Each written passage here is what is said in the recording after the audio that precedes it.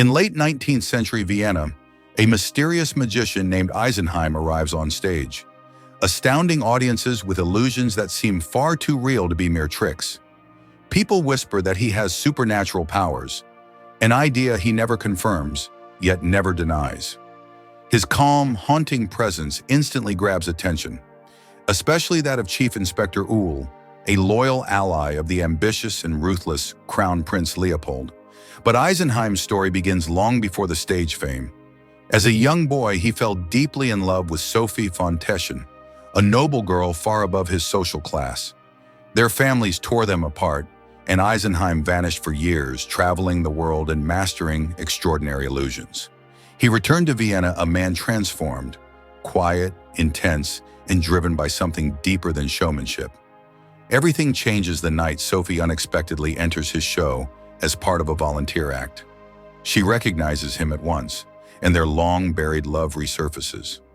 But Sophie is now engaged to Crown Prince Leopold, whose temper and violent nature are well known.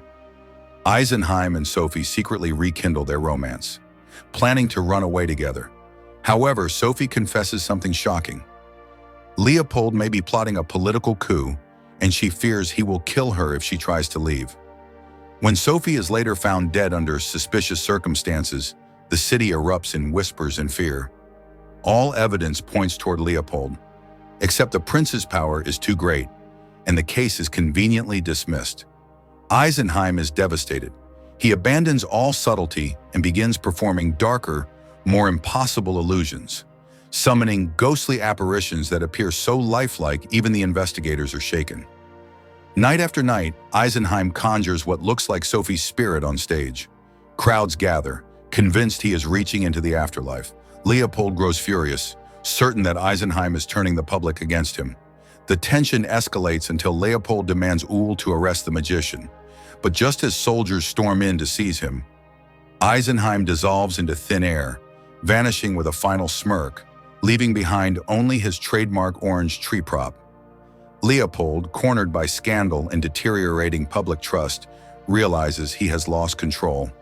He retreats to his chamber, tormented by fear and paranoia.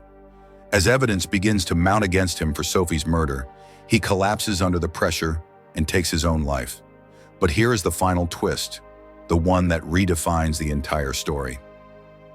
Chief Inspector Uhl pieces together the clues, replaying every moment in his mind. He realizes Sophie was never murdered, and Eisenheim's illusions were not just tricks for the stage, they were part of a far larger deception. The appearance of Sophie's ghost, the public turning against Leopold, Eisenheim's disappearance, all of it was a carefully crafted illusion. Sophie had faked her death. Eisenheim helped her escape, and together they executed the greatest illusion of all, not to dazzle an audience, but to expose a tyrant. In the final scene, Uhl watches Eisenheim meet Sophie at a quiet countryside station. They embrace, disappearing into the world as free lovers at last. Uhl smiles, not defeated, but impressed.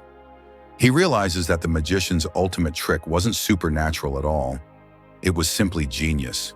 The entire world had been watching an illusion, and none of them saw the truth until it was too late.